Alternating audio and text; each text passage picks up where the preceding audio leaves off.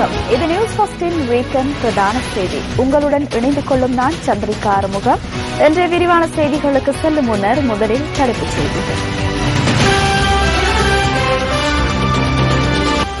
மைத்ரிபாலவின் பெல்மடுள்ள கூட்டத்தின் மீது தாக்குதல் நடத்திய சந்தேகத்தின் பேரில் 2 கைது. தேர்தல் வன்முறைகள் தொடர்பில் 240 முறைப்பாடுகள். நேற்றும் இன்றும் பல்வேறு பகுதிகளில் தாக்குதல் சம்பவங்கள். தேர்தல் என்பது நகைச்சுவை அல்ல, ஜனாதிபதி தெரிவிப்பு. அரசாங்கத்தின் அஸ்திவாரம் ஆட்டம் கண்டுள்ளது, மக்கள் விடுதலை முன்னணி தெரிவிப்பு. அரசாங்கத்தின் மற்றொரு முக்கிய உறுப்பினர் எதிர்க்கட்சியில் இணைய உள்ளதாக நந்தமித்ர கருத்து. 1000 மில்லியன் ரூபாய் நட்டஈடு கோரி மைத்ரிபால தரப்பிலிருந்து சுயாதீன தொலைக்காட்சிக்கு கோரிக்கை கடிதம். இனி விரிவான செய்திகள். ஜனாதிபதி தேர்தலை சிலர் நகைப்புக்கு உட்படுத்தியுள்ளதாக ஜனாதிபதி மஹிந்த ராஜபக்ச தெரிவிக்கின்றார். கினிகத்தேன நகரில் இன்று முற்பகல் இடம்பெற்ற தேர்தல் பிரசார கூட்டத்தில் கலந்து கொண்டு உரையாற்றிய போதே அவர் இதனை குறிப்பிட்டார். ஜனாதிபதியின் வெற்றியை உறுதி செய்யும் நோக்கில் ஐக்கிய மக்கள் சுதந்திர கூட்டமைப்பினால் ஏற்பாடு செய்யப்பட்ட மற்றொரு கூட்டம் கினிகத்தேன பகுதியில் இன்று முற்பகல் நடைபெற்றது.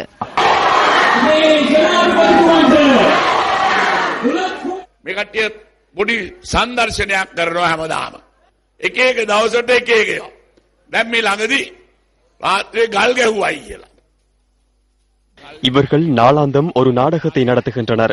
அண்மையில் இரவு வேளையில் கற்பிரயோகங்கள் நடத்தப்பட்டன. 2 கற்களை வீசியுள்ளனர். யாருக்கும் காயங்கள் ஏற்படவில்லை. நாங்கள் கற்களை வீசினால் சரியாக வீசுவோம். மேடையில் கல்லொன்று வீழ்ந்துள்ளது. இன்னும் சிறிது தினங்களில் என்ன செய்வார்கள் என தெரியாது. இது ஜனாதிபதி தேர்தல், நகைக்கத்தக்க விடயமல்ல. இதனை நகைப்புக்கு உட்படுத்த வேண்டாம் என எமது முன்னாள் செயலாளரிடம் கேட்டுக் கொள்கின்றேன். මේක මේ විහිළුවක් නෙවෙයි. මේක විහිළුවකට ගන්න එපා කියන ඉල්ලීම විතරක් මම ඒ මගේ හිටපු ලේකම්ට මම කියනවා. தலவாக்கலை லிந்துலை நகரசபையின் எதிர்க்கட்சித் தலைவர் உள்ளிட்ட ஐக்கிய தேசிய கட்சியின் செயற்பாட்டாளர்கள் இதன்போது ஜனாதிபதிக்கு ஆதரவு வழங்கும் வகையில் இணைந்து கொண்டனர். මේ ජනවාරි 9 වෙනිදා වෙනකොට කිරිබත් කන්න සූදානම් වෙනවා වගේම අපේ ආදරණීය ජනතාව ஜனவரி 9ஆம் தேதி பாட்சோறு சாப்பிட தயாராகுங்கள். எமது அன்பிற்குரிய மக்களுடன் இணைந்து எதிர்கால சந்ததிக்காக எமது தாய்நாட்டை ஆசியாவின் ஆச்சரியமாகவும் அறிவின் கேந்திர நிலையமாகவும் உயர்த்துவதற்கான இயலுமை கிடைக்கும். அன்று பிரதேச மக்களுடன் பேச்சுவார்த்தை நடத்தும் போது லட்சக்கணக்கான ரூபாவை அவர்கள் கோரவில்லை. வீதியை செப்பனிடுவதற்கு 50,000 ரூபாய் கோரினார்கள். எனினும் பிரதேச ரீதியில் கான்கிரீட் வீதிகள் அமைக்கப்பட்டுள்ளன. அதில் பயணிக்கின்றனர். 10-20 லட்சம் ரூபாய் செலவிடப்படுகின்றது. அந்த இடத்திற்கு நாட்டை கொண்டு வருவோம். கிராமங்களை அபிவிருத்தி செய்து நாட்டை அபிவிருத்தி செய்யும் பாரிய பொறுப்பை மக்கள் எம்மிடம் அளித்தனர். වගකීම ඔබතුමා අපේ ගම්දනව්වල මිනිසුන් හැටට දුන්නා. புதிய ஜனநாயக முன்னணியின் பிரசார கூட்டம் ஒன்றின் மீது நேற்று மாலை மேற்கொள்ளப்பட்ட தாக்குதல் தொடர்பில் சந்தேகத்தின் பேரில் 2 கைது செய்யப்பட்டுள்ளனர். கூட்டத்துக்கு பூரண பாதுகாப்பு வழங்கப்பட்டிருந்த சந்தர்ப்பத்தில் 2 இவ்வாறு செயற்பட்டுள்ளதாக போலீசார் தெரிவிக்கின்றனர். பல்மடுள்ள பஸ் நிலையத்துக்கு முன்னால் எதிர்க்கட்சியின் அரசியல் தலைவர்களின் பங்கேற்புடன் நேற்று மாலை இந்த கூட்டம் நடைபெற்றது. புதிய ஜனநாயக முன்னணியின் ஜனாதிபதி வேட்பாளர் மைத்ரிபால சிறிசேன உரையாற்றிக் கொண்டிருந்த சந்தர்ப்பத்தில் இந்த தாக்குதல் மேற்கொள்ளப்பட்டது.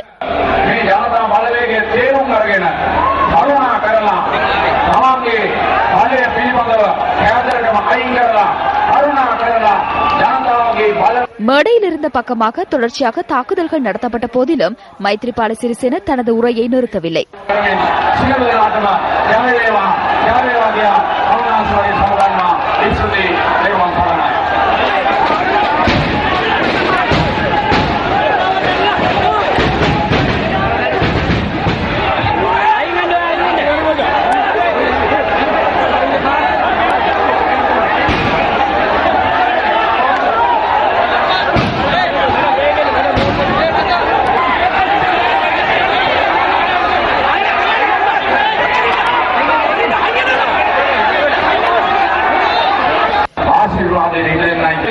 அவரது உரை நிறைவடையும் வரையில் கட்பிரயோகம் மேற்கொள்ளப்பட்டதுடன் பின்னர் மைத்ரிபால சிறிசேனவின் பாதுகாவலர்கள் அவரை மேடையிலிருந்து அழைத்துச் சென்றனர்.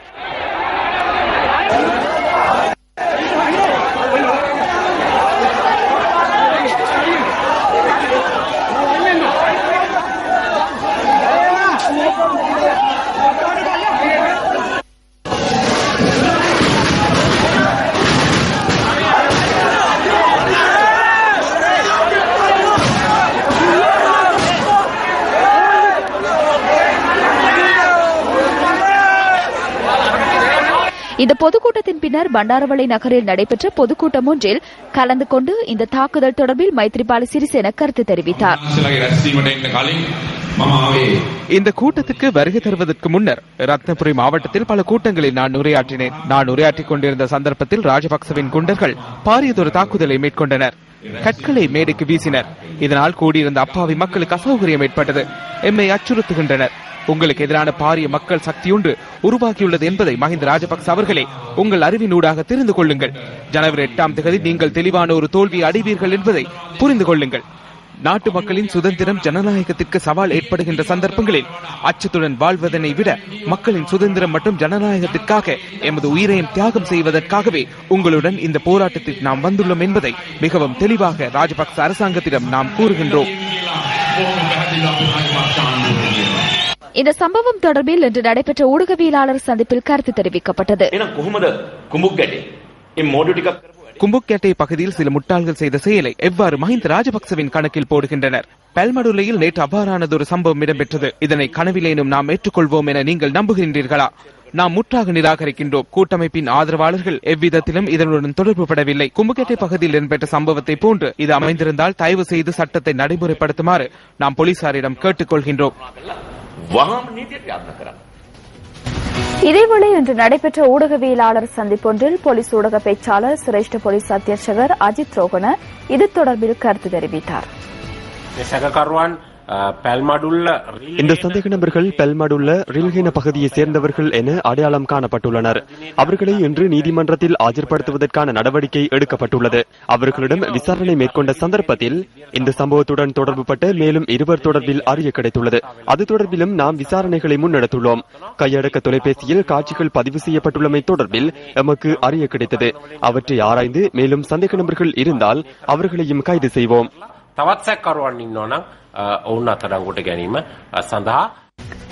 தேர்தல் வன்முறைகள் தொடர்பாக 240 முறைப்பாடுகள் பதிவாகியுள்ளதாக போலீஸ் தலைமையகம் அறிவித்துள்ளது.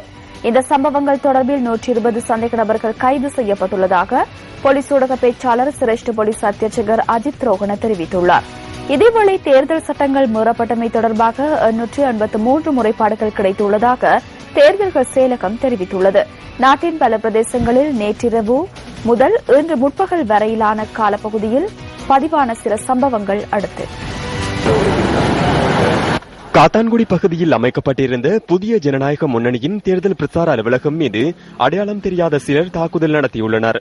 இந்த தாக்குதல் சம்பவம் நேற்றிரவு 11 மணியளவில் இடம்பெற்றுள்ளதாக போலீஸ் ஊடக பேச்சாளர் அலுவலகம் குறிப்பிடுகின்றது. இந்த தாக்குதலில் புதிய ஜனநாயக முன்னணியின் தேர்தல் பிரச்சார அலுவலகம் உட்பட 2 மோட்டார் சைக்கிள்களுக்கும் 2 துவிச்சக்கர வண்டிகளுக்கும் சேதம் விளைவிக்கப்பட்டுள்ளதாக போலீசார் தெரிவிக்கின்றனர். தாக்குதல் சம்பவம் தொடர்பில் இதுவரை எவரும் கைது செய்யப்படவில்லை என்பதுடன் காத்தான்குடி போலீசார் மேலதிக விசாரணைகளை மேற்கொண்டு வருகின்றனர்.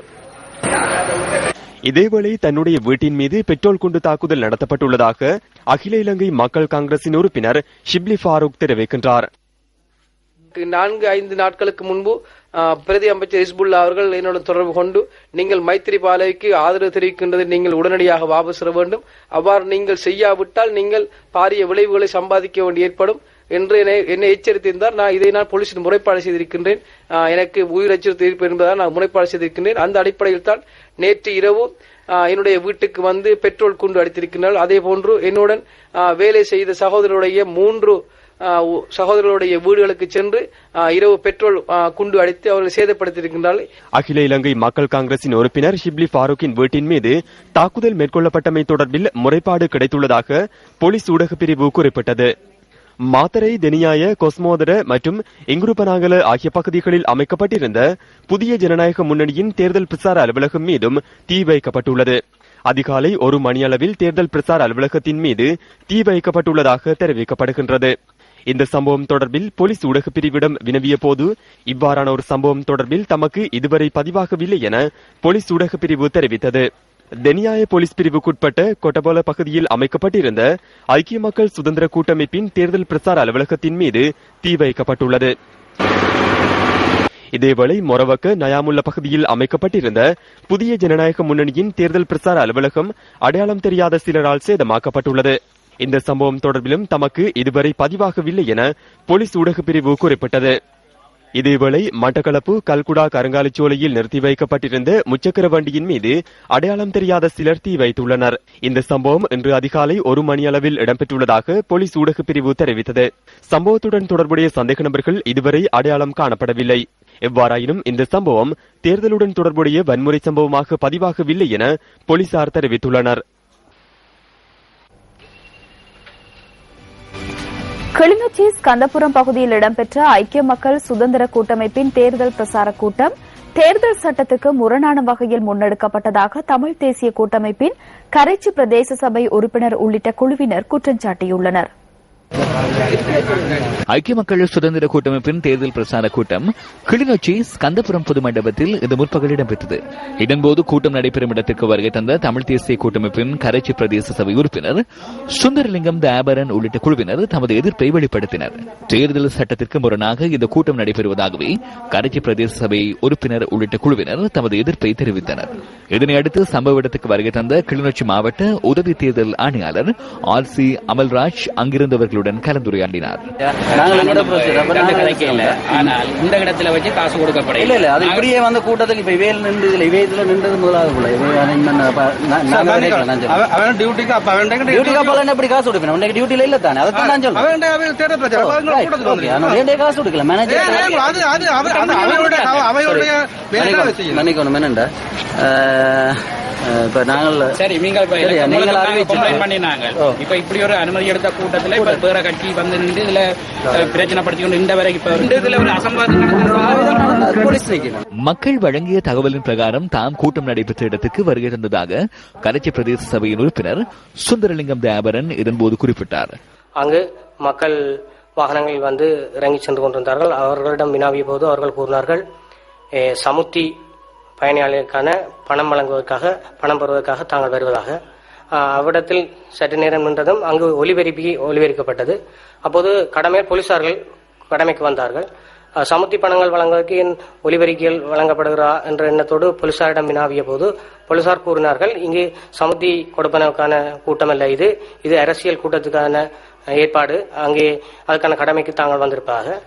இதேவேளை குறித்த தேர்தல் பிரசார கூட்டத்திற்கு வருகை தந்த சமுர்த்தி பயனாளிகள் தமக்கான கொடுப்பனவை பெற்றுக் கொள்வதற்கு ஸ்கந்தபுரம் சமுர்த்தி வங்கிக்கு சென்றதாக நமது பிராந்திய செய்தியாளர் தெரிவித்தார். தமக்கான கொடுப்பனவு வழங்கப்படவில்லை என தெரிவித்து சமுர்த்தி பயனாளிகள் சமுர்த்தி வங்கிக்கு முன்பாக ஆர்ப்பாட்டத்தில் ஈடுபட்டதாகவும் அவர் கூறினார். தேர்தல்கள் முடியும் வரைக்கும் இந்த கொடுப்பனவுகள் எல்லாத்தையுமே இடைநிறுத்தி வைக்க சொல்லி எங்களுக்கு தேர்தல்கள் ஆணையாளரால் பணிப்புற வழங்கப்பட்டிருக்குது. இந்த சமுத்தி கொடுப்பனவுகளை நிறுத்தி தேர்தல்கள் முடிவடைந்த பிறகு இதை வழங்க சொல்லி யார் எந்த கட்சியில் இருந்தாலும் தான் மக்களுடனேயே என்றும் இருப்பதாக ஜனாதிபதி மஹிந்த ராஜபக்ச தெரிவித்துள்ளார். கந்தளாய் நகரில் நேற்று இடம்பெற்ற கூட்டம் ஒன்றில் கலந்து கொண்டு உரையாற்றிய போது ஜனாதிபதி இவ்வாறு தெரிவித்துள்ளார். ஜனாதிபதி மஹிந்த ராஜபக்சவின் வெற்றியை உறுதிப்படுத்தும் ஐக்கிய மக்கள் சுதந்திர கூட்டமைப்பின் கூட்டம் நேற்று கந்தளாய் பாதியகம மைதானத்தில் நடைபெற்றது.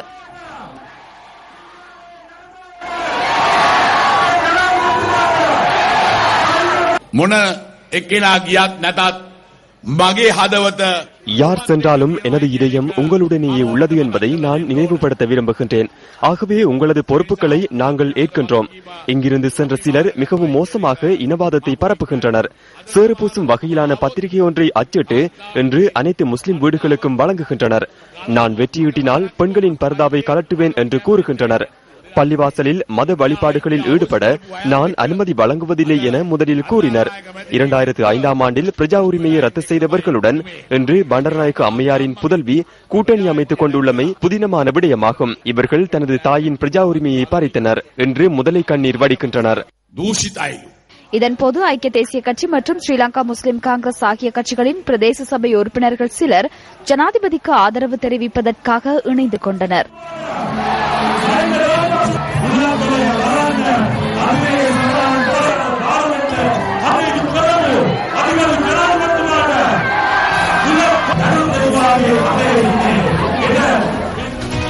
விவசாயிகளின் பிரச்சினைகள் தொடர்பில் தனக்கு தெளிவான வேலை திட்டம் உள்ளதாக ஜனாதிபதி வேட்பாளர் மைத்ரிபால சிறிசேன தெரிவித்துள்ளார். மஹியங்கனையில் இடம்பெற்ற கூட்டம் ஒன்றின் போதே அவர் இதனை தெரிவித்துள்ளார். மைத்ரிபால சிறிசேனவின் தேர்தல் பிரசார கூட்டத்தொடரின் மற்றொரு கூட்டமாகவே இந்த கூட்டம் மஹியங்கனி நகரில் இடம்பெற்றது.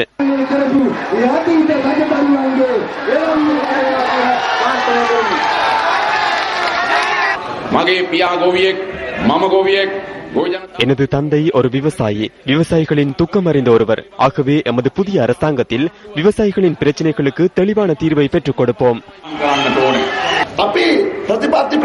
தேர்தல் விஞ்ஞாபனத்தை நாங்கள் வெளியிட்டதன் பின்னர் உலகை வெற்றிக் கொள்ளும் மஹிந்த சிந்தனை 3வது கட்டம் என அவர் வெளியிட்டார். தேசிய உடத கொள்கையை சேனக பிபில கொள்கையுடன் ஒப்பிட்டு நிறைவேற்ற நடவடிக்கை எடுப்பதாக 75வது ஏட்டில் காணப்படுகிறது.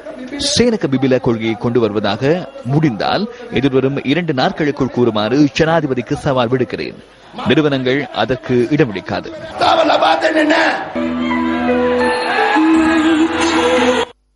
இதேவேளை பலாங்குடையில் பொது எதிரணியினர் கூட்டம் ஒன்றில் கலந்து கொண்டனர். ராணுவத்தினரை ஒருபோதும் மின்சார கதிரைக்கு நாங்கள் அனுப்புவதில்லை. குற்றவியல் நீதிமன்றத்திற்கும் ராணுவத்தை அனுப்பப் போவதில்லை. அவர்களை பாதுகாக்க செயற்படுவோம். இதற்காக எந்த ஒரு இடத்திலும் கழுத்தை நீட்ட தயார். ராணுவத்தினரை பாதுகாப்போம். போலி பிரசாரங்களுக்கு ஏமாற வேண்டாம். கும்புகேட்டை பகுதியில் சில கலைஞர்கள் மீது தாக்குதல் மேற்கொள்ளப்பட்ட சம்பவத்தை அரசாங்கம் கண்டிப்பதாக அமைச்சர் டலஸ் அழகப்பெரும தெரிவிக்கின்றார். ஸ்ரீலங்கா சுதந்திர கட்சி தலைமையகத்தில் இன்று ஏற்பாடு செய்யப்பட்டிருந்த ஊடகவியலாளர் சந்திப்பிலேயே அவர் இதனை கூறினார். கலைஞர்களை தாக்குவதனை நாம் எந்த ஒரு சந்தர்ப்பத்திலும் ஏற்றுக்கொள்ள மாட்டோம். போலீசார் மற்றும் அரசாங்கம் அனைத்து நடவடிக்கைகளையும் மேற்கொண்டது. புகைப்படங்களின் ஊடாக அடையாளம் காணப்பட்ட ஐக்கிய மக்கள் சுதந்திர கூட்டமைப்புடன் தொடர்புடைய மக்கள் பிரதிநிதிகள் கைது செய்யப்பட்டனர். இதற்கு முன்னர் வந்துரம்ப பகுதியில் இடம்பெற்ற சம்பவம் தொடர்பில் உங்களுக்கு நினைவில் இருக்கும். அது தொடர்பில் சட்டம் செயற்பட்டமை தொடர்பில் நீங்கள் அறிந்திருப்பீர்கள். கட்பிரயோகம் மேற்கொள்ளப்படவில்லை என கூறவில்லை. அவ்வாறான சம்பவம் ஒன்று இடம்பெற்றிருக்கலாம். எழுச்சி பெறும் நாடுகளை பலவீனப்படுத்துவதற்காக பல்வேறு சக்திகள் செயற்படுவதாக பொருளாதார அபிவிருத்தி அமைச்சர் பெசில் ராஜபக்ச தெரிவிக்கின்றார். அவிசாவளையில் இன்று நடைபெற்ற நிகழ்வொன்றிலேயே அமைச்சர் இதனை குறிப்பிட்டார். அவிசாவளை, எஸ்வத் மற்றும் ரங்மல பிரதேசங்களை இணைத்து கலனிகங்கை ஊடாக நிர்மாணிக்கப்படவுள்ள பாலம் ஒன்றிற்கு அடிக்கல் நாட்டுவதற்காக இந்த வைபவம் ஏற்பாடு செய்யப்பட்டிருந்தது.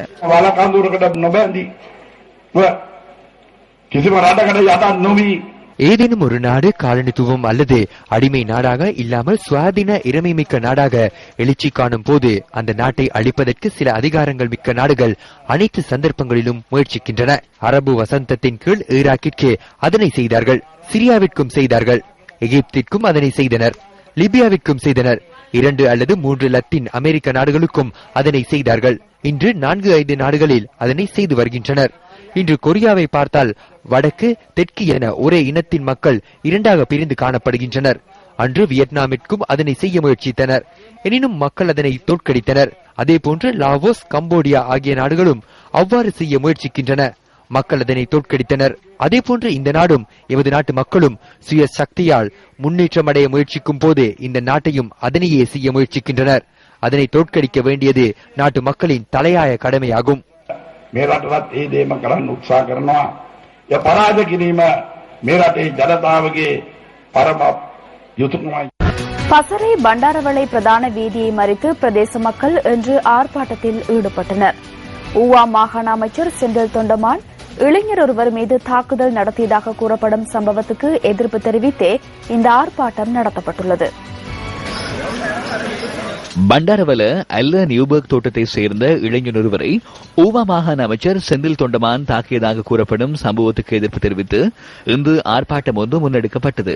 பசர பண்டாரவல பிரதான வீதியை மறித்து நடைபெற்ற இந்த ஆர்ப்பாட்டத்தில் பெருந்திரளானவர்கள் கலந்து கொண்டனர். பதுல அல்ல தபால் நிலையத்தில் தபால் விநியோகஸ்தராக கடமையாற்றும் இளைஞனே தாக்குதலுக்கு இலக்கானதாக ஆர்ப்பாட்டத்தில் ஈடுபட்ட மக்கள் கூறினர்.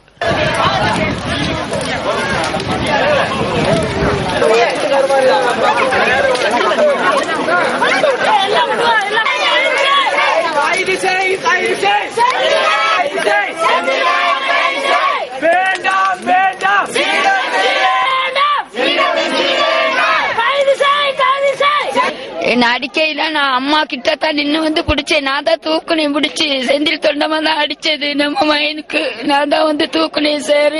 விழுந்துட்டாரு, நான் தான் அப்படி தூக்குனேன் நம்ம மயனை வந்து. ரொம்ப ரத்தம் காயம் கூட பார்க்க முடியல சார். நம்ம மயனுக்கு அப்பா சேர்த்து 2 மாசம் சார். அவரு சாப்பாட்டுக்கு போயிட்டு தான் வந்தாருங்க. சப்பாத்துல எல்லாம் எத்தையில எல்லாம் நான் கண்டேங்க சார். நான் தான் தூக்குனேன் நம்ம மயனை, நான் தான் தூக்குனேன். நாங்க இன்னைக்கு அவர் தகரம் தாரோம் இல்லாட்டி எங்களுக்கு வீடு கட்டுறதுக்கான உதவிகள் செய்யறோம்னு சொல்லி தான் மீட்டிங் எங்களை வர சொன்னாங்க. தோட்டத்தில் உள்ள தலைவர் CWC உள்ளவங்க. இப்ப நாங்க இந்த மீட்டிங் வந்தா செந்தில் தொண்டமான அவருடைய ஆட்களோட இங்க வந்திருந்தாரு. மீட்டிங் முடிஞ்ச இந்த இடத்துல வரும்போது ஒரு தம்பி வீல்ல இருந்து வந்தார். அவர் போஸ்ட் ஆபீஸ்ல வேலை செய்யறாரு, ஞானசேகரங்கிற தம்பி. அவர் உடனே இவர் செந்தில் தொண்டமாட்டாக்கு அவரோட வந்திருந்த உதவியாளர் ஒருத்தர் பேசினாரு. பேசின உடனே செந்தில் தொண்டமா அவரை மூக்குல அப்படி அவர் கொத்திட்டாரு. அவரை குத்தி காயப்படுத்திட்டார். சரியான காயம். அவருக்கு 3 பேர் சேர்ந்து அவரை அடிச்சாங்க. தாக்குதலுக்கு இலக்கானதாக கூறப்படும் இளைஞன் தற்போது பதுளை வைத்தியசாலையில் சிகிச்சை பெற்று வருகிறார். சாமிக்கு லெட்டர் ஒன்று இருந்துச்சு சார். அந்த சாமிக்கு அந்த லெட்டரை கொடுத்துட்டு பணிய வர நேரம் செந்தில் தொண்டமான் மீட்டிங் ஒன்று செஞ்சுட்டு வந்தார். என்ன கூப்பிட்டார் சார். நான் கூப்பிட்ட நேரம் போயிட்டு ஏன்னு கேட்டேன். நீ ஐயாவான்னு கேட்டார் சார். நான் சொன்னேன் இல்லை சார், நான் போஸ்ட் ஆஃபீஸில் இப்போ கடிதம்லாம் கொடுத்துட்டு இன்னும் லெட்டர்ஸ் எல்லாம் கொடுக்கணும்னு தடபுடனே இறங்கி நீ அடிச்சார் சார். அடிக்கிற நேரம் இருந்த லெட்டர்ஸ் எல்லாம் ஓட் கார்டு 35 ஓட் கார்டு இருந்துச்சு சார். ஓட் கார்டு 35 காணும் சார். நிறைய லெட்டர்ஸ்லாம் காணாம போயிடுச்சு சார். ரெஜிஸ்டர் லெட்டர் ஒன்று காணாம போயிடுச்சு. நான் செயின் ஒன்று போட்டிருந்தேன், அந்த செயினையும் காணும். லைட் பில்லாம் சேர்த்துட்டு வந்தேன். லைட் பில் காசு, லைட் பில் எல்லாம் காணும் சார். திரும்ப அடிச்சுட்டு அவர் வண்டி எடுத்துட்டு போய் சென்றார் சார். நான் திரும்ப எங்களோட ஊர்ல ஒரு பொடியை தான் சார் கூட்டிட்டு வந்து ஆபீஸ்க்கு பாரம் கொடுத்தாங்க சார். இதேவேளை இந்த தாக்குதலுக்கும் தனக்கும் எவ்வித தொடர்பும் இல்லை என ஊவா மாகாண அமைச்சர் செந்தில் தொண்டமான் நியூஸ் ஃபர்ஸ்டுக்கு தெரிவித்தார். தான் தேர்தல் பிரசார நடவடிக்கைகளில் ஈடுபட்டிருந்த வேளையில் தம்முடன் இருந்த ஊடகவியலாளருக்கும் குறித்த இளைஞனுக்கும் இடையே கைகலப்பு ஏற்பட்டதாகவும் அவர் கூறினார். இன்னைக்கு ஜனாதிபதியோட பிரச்சார கூட்டத்துல தோட்டங்களுக்கு கிட்டத்தட்ட 15 தோட்டங்களுக்கு இன்னைக்கு போயிட்டு இருந்தோம். அதுல நியூபர்க்ங்கிற தோட்டத்துல பிரச்சார கூட்டத்துல ஈடுபட்டு இருக்கும் போது அங்க இருக்க அந்த வேலை நேரத்துல உள்ள போஸ்ட் ஆபீஸ் சேர்ந்த நபர் வந்து தேர்தல் பிரச்சாரம் கார்டு வேற ஏதோ ஒரு கட்சிக்கு இஷ்யூ பண்ணிட்டு இருந்தாரு. அந்த நேரத்துல வந்து அங்க இருக்க பொதுமக்களுக்கும் ரிப்போர்ட்டருக்கும் அவருக்கு ஒரு வாக்குவாதம் வந்துச்சு. அந்த நேரத்துல பொதுமக்களுக்கும் அவங்களுக்கும் நடந்த ஒரு முரண்பாடு பிரச்சனையில வந்து இருவரும் ஆஸ்பத்திரியில அட்மிட் பண்ணப்பட்டிருக்காங்க. இந்த சம்பவம் தொடர்பில் தபால்மா அதிபரிடம் நியூஸ் ஃபர்ஸ்ட் வினவிய போது தமது ஊழியர் ஒருவர் தாக்குதலுக்கு இலக்காகியுள்ளதாகவும் அது குறித்து நடவடிக்கை எடுக்கப்படும் எனவும் அவர் கூறினார். அத்துடன் இந்த தாக்குதல் இடம்பெற்ற வேளையில் தபால் விநியோகத்தினரிடம் இருந்த 32 உத்தியோகபூர்வ வாக்காளர் அட்டைகள் காணாமல் போயுள்ளதாகவும் தபால்மா அதிபர் குறிப்பிட்டார். இதேவேளை இந்த முற்பகல் இடம்பெற்ற குறித்த சம்பவம் தொடர்பில் போலீஸ் ஊடக பேச்சாளர் சிரேஷ்ட போலீஸ் அத்தியட்சகர் அஜித் ரோஹனவிடம் வினவினோம். தாக்குதலுக்கு இலக்கானதாக கூறப்படும் இளைஞன் இன்று பகல் பதுளை வைத்தியசாலையில் அனுமதிக்கப்பட்டதாக அவர் தெரிவித்தார். இந்த சம்பவம் தொடர்பில் முறைப்பாடு கிடைத்துள்ளதாகவும் போலீஸ் ஊடக பேச்சாளர் கூறினார். இந்த சம்பவத்தில் காயமடைந்ததாக கூறப்படும் மற்றொருவரும் இன்று பிற்பகல் வைத்தியசாலையில் அனுமதிக்கப்பட்டுள்ளதாக அவர் தெரிவித்தார். புதிய ஜனநாயக முன்னணியின் ஜனாதிபதி வேட்பாளர் மைத்ரிபால சிறிசேனவுக்கு ஆதரவு தெரிவிக்கும் கூட்டம் ஒன்று அம்பாறை ஒலுவில் பகுதியில் நேற்று நடைபெற்றது. அம்பாறை ஒலுவில் பகுதியில் நேற்று நடைபெற்ற இந்த கூட்டத்தில் ஸ்ரீலங்கா முஸ்லிம் காங்கிரசின் தலைவர் ரவுப் ஹக்கீம், பாராளுமன்ற உறுப்பினர்களான ஃபைசல் காசிம், HM ஹாரிஸ் மற்றும் மாகாண சபை உறுப்பினர்கள், பிரதேச சபை உறுப்பினர்கள் உள்ளிட்ட பலர் கலந்து கொண்டிருந்தனர். இதன்போது கருத்து தெரிவித்த முஸ்லிம் காங்கிரஸ் தலைவர் ரவுப் ஹக்கீம், முஸ்லிம் காங்கிரசுடைய வெளியேற்றம், முஸ்லிம் காங்கிரஸ் இருந்தாலும் இந்த வாக்கு வராது என்று ஜனாதிபதிக்கும் தெரியும், அரசாங்கத்துக்கும் தெரியும்.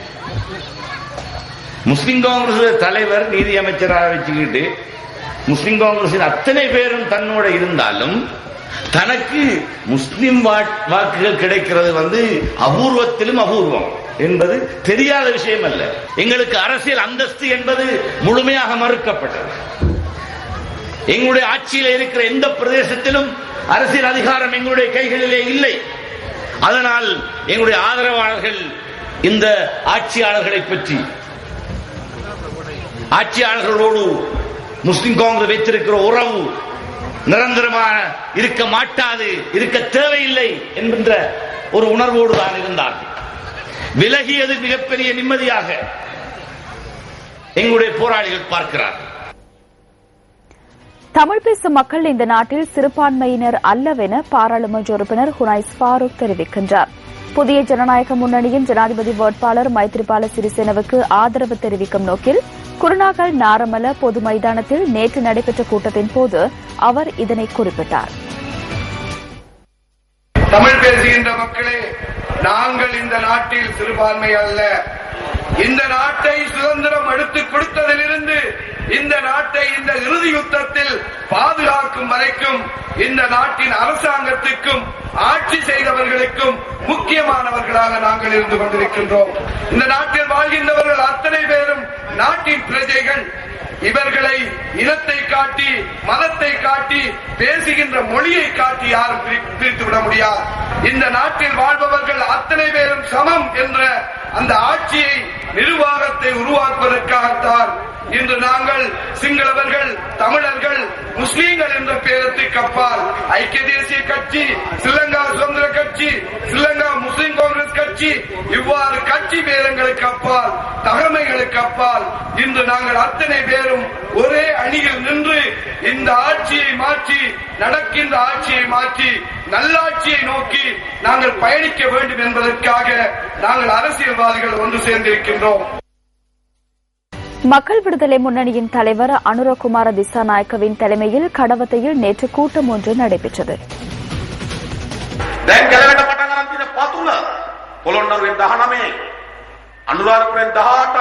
தற்போது அஸ்திவாரம் ஆட்டம் காண ஆரம்பித்துள்ளது. புறநறுவையில் இருந்து 19 பேர், அனுராதபுரத்தில் 18 பேர், குருநாகலில் இருந்து 18 பேர், கம்பஹாவிலும் குழு ஒன்று வந்துள்ளது. என்ன நடந்துள்ளது? தற்போது வெறும் மாயை காணப்படுகிறது. மாற்று அச்சம் ஒன்றை ஏற்படுத்துகின்றனர். தற்போது திருட்டு பூனை போல் இருப்பதை பார்த்தால் இறுதி நாளில் ஏதாவது செய்யக்கூடும், ஆனால் எதுவும் செய்ய முடியாது. அவை அனைத்தும் வீழ்ச்சி கண்டுள்ளன. சில வேளைகளில் மஹிந்த ராஜபக்ச வெற்றி பெற்றால் 13ஆம் தேதி பாப்பரசர் வருகை தந்து 15ஆம் தேதி சென்று விடுவார். 15ஆம் தேதி நள்ளிரவு பாராளுமன்றம் கலைக்கப்படும். ஏனென்றால் இந்த பாராளுமன்றத்துடன் மஹிந்த ராஜபக்சவினால் செயற்பட முடியாது.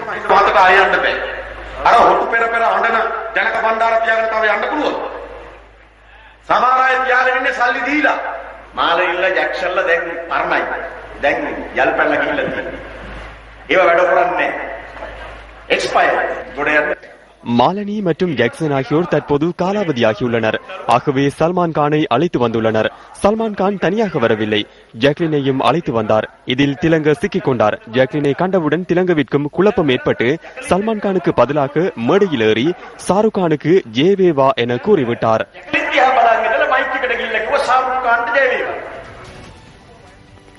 மைத்ரிபால சிறிசேனவின் நட்பெயருக்கும் தேர்தல் செயற்பாட்டுக்கும் ஏற்பட்ட பாதிப்பை அடிப்படையாக கொண்டு சுயாதீன தொலைக்காட்சி, அதன் பணிப்பாளர் சபை மற்றும் செய்தி பிரிவின் பிரதி பொது முகாமையாளர் சுதர்மன் ரதலியகொட ஆகியோரிடம் 1000 மில்லியன் ரூபாய் நட்டையீடு கோரி நியாயமான மதிப்பீட்டின் கீழ் கோரிக்கை கடிதம் ஒன்று அனுப்பி வைக்கப்பட்டுள்ளது. மைத்ரிபால சிறிசேனவின் நட்பெயருக்கு களங்கம் ஏற்படும் வகையில் சுயாதீன தொலைக்காட்சியில் கடந்த 30 மற்றும் 31ஆம் தேதிகளில் இரவு 7 மணி சிங்கள செய்தி ஒளிபரப்பு செய்யப்பட்டுள்ளதாக ஜனாதிபதி தேர்தல் பொது வேட்பாளரின் ஊடக பேச்சாளர் விடுத்துள்ள அறிக்கையில் குறிப்பிடப்பட்டுள்ளது. கடந்த 30ஆம் தேதி இரவு 7 மணிக்கு ஒளிபரப்பான செய்தியில் நல்லாட்சி தொடர்பில் கதைக்கும் எதிர்க்கட்சியைச் சேர்ந்த சிறிசேனவின் வாழ்க்கையின் தகாத உறவுகள் தொடர்பிலும் அம்பலமாகியுள்ளது என செய்தி வாசிப்பாளர் கூறியதாக அதில் தெரிவிக்கப்பட்டுள்ளது. இந்த கூற்றானது எவ்வித ஆதாரமும் இல்லாமல் உரிய பரிசீலனைகளின்றி திரிவுபடுத்தப்பட்ட வகையில் செய்தியாக ஒளிபரப்பு செய்யப்பட்டுள்ளதாக குறிப்பிட்டு சட்டத்தரணி நிமல் ராஜபக்சவினால் அந்த கோரிக்கை கடிதம் அனுப்பி வைக்கப்பட்டுள்ளது. கோரிக்கை கடிதம் அனுப்பி வைக்கப்பட்டுள்ள 16 பேரும் அதில் தெரிவிக்கப்பட்டுள்ள 1000 மில்லியன் ரூபாவை ஒரே தடவையில் அல்லது தவணை அடிப்படையில் இன்று முதல் 14 நாட்களுக்குள் செலுத்த வேண்டும் எனவும் அதில் கூறப்பட்டுள்ளது. அவர்கள் இதனை செலுத்த தவறினால் குறித்த நட்டையீட்டு தொகை, அதற்காக சட்டப்பூர்வமாக கிடைக்க வேண்டிய வட்டி, வழக்கு செலவு ஆகியவற்றை அறவிடும் வகையில் வழக்கு தாக்கல் செய்வதாகவும் சட்டத்தரணி வலியுறுத்தியுள்ளதாக அந்த அறிக்கையில் மேலும் தெரிவிக்கப்பட்டுள்ளது. மைத்ரிபால சிறிசேனவுக்கு ஆதரவு தெரிவிக்க இணைந்து கொண்ட நந்திமித்ர ஏக்கநாயக்க விசேட தகவல் ஒன்றை மாத்தளையில் இடம்பெற்ற ஊடக சந்திப்பின் போது வெளியிட்டுள்ளார். හෙට වෙනකොට තමුන්නාන්සේට දැනගන්න ලැබෙයි කිසි කෙනෙක් නොහිතපු විරු පාර්ලිමේන්තුවේ තවත් யாரும் எதிர்பார்க்காத இருவர் பாராளுமன்றத்திலிருந்து வர உள்ளமையை நாளை உங்களால் அறிய முடியும். பாராளுமன்றத்தில் உள்ள அரசாங்கத்தின் 3வது தலைவரும் 5ஆம் தேதி ஆகுகையில் மைத்ரிபால சிறிசேனவிற்கு ஆதரவு வழங்குவார் என்ற நம்பிக்கை எமக்குள்ளது. சரியான சிந்தனையுடைய நாட்டை நேசிக்கும் பலர் ஜனாதிபதிக்காக புகழாரம் பாடினாலும் சந்தர்ப்பம் வரும்போது எம்முடன் இணைந்து கொள்வார்கள். நான் சென்றெடுக்காவிட்டாலும் மாவட்டத்தில் பெரும்பாலான மக்கள் ஊழல் மோசடிகளுக்கு எதிராக தற்போது மாற்றத்தை எதிர்பார்க்கின்றனர். මේ මන්ත්‍රීවරුන්ගේ ඔලුගෙඩි මොනවා මාරු නුනත් මම නොගියත් මේ දිස්ත්‍රික්කයේ සියලුම ජනතාව අතරින් බහුතරයක් දෙනා මේ නාසියට දූෂණයට වංචාවට ඒගොල්ලන්ට මරකම් වලට හිරිකිතෙන් යුතුව ඉන්නේ. நாட்டின் சில பகுதிகளில் நேற்றிரவு முதல் பதிவான வன்முறை சம்பவங்கள் சில அடுத்து. மைத்ரிபால சிறிசேனவிற்கு ஆதரவு தெரிவிப்பதற்காக இணைந்து கொண்ட வடமேல் மாகாண சபை உறுப்பினர் லக்ஷ்மன் வெட்டருவோவின் வீட்டின் மீது நேற்றிரவு தாக்குதல் மேற்கொள்ளப்பட்டுள்ளது. குருநாகல் புபுது மாவட்டத்தில் உள்ள வீட்டின் மீது இந்த தாக்குதல் மேற்கொள்ளப்பட்டுள்ளது. தாக்குதல் இடம்பெறும் போது லக்ஷ்மன் வெட்டருவ வீட்டில் இருக்கவில்லை என்பதுடன் அவரது சாரதி காயங்களுக்குள்ளான நிலையில் குருநாகல் போதனா வைத்தியசாலையில் அனுமதிக்கப்பட்டுள்ளார். லக்ஷ்மன் வெட்டருவோவின் வீட்டிற்கு எதிர்க்கட்சித் தலைவர் ரணில் விக்ரமசிங்க இன்று சென்றிருந்தார்.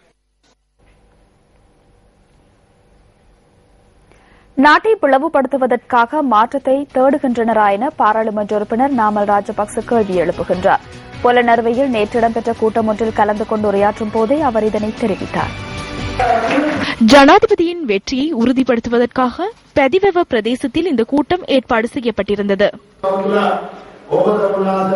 அரசியல் மேடைகளில் நீங்கள் வரலாற்று முக்கியத்துவம் வாய்ந்த ஒரு தீர்மானத்தை முன்னெடுக்க வேண்டியுள்ளது. தேசிய பாதுகாப்பு மற்றும் நாட்டின் எதிர்காலம் குறித்து தீர்மானிக்க வேண்டியுள்ளது. மாற்றத்தை தேடுபவர்களுக்கு ஒரு விடயத்தை கூற விரும்புகின்றோம். நாட்டை பிளவுபடுத்துவதா உங்களது மாற்றம் என்ற இந்த கேள்வியை உங்களிடம் கேட்கின்றோம்.